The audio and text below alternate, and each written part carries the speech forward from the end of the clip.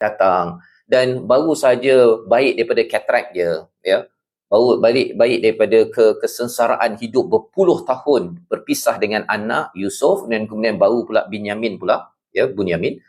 Jadi pada waktu ini anak tidak menambahkan sengsara ayah dengan mengungkit, oh, dulu abah ni tak jaga anak kan, itu sebabnya saya tak ada. Ya, perkataan Nabi Yusuf ialah Allah ni memang baik, Allah berbuat baik kepada aku abah. Lebih kurang gitu. Tak ada cakap bahawa Tuhan telah buat macam-macam, tak tahulah, tak ada.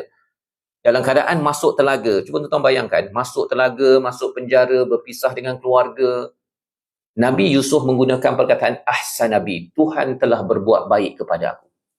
Zaman sekarang ni kalau bisnes jatuh, ya, ada masalah keluarga, perkataan yang perlu kita keluarkan apa tuan-tuan?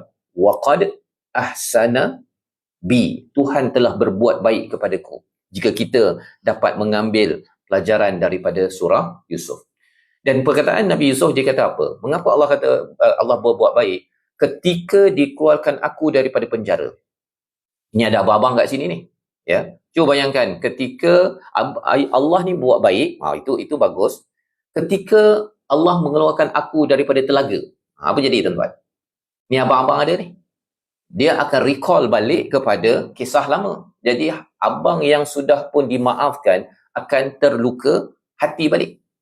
Jadi perkataan yang dipilih oleh Nabi Yusuf dalam ayat ini, akhrajni minas sijn, pasal sijn itu penjara, tidak ada kaitan dengan abang-abang dan ayahnya tadi, maka itu tidak menambahkan sengsara mereka.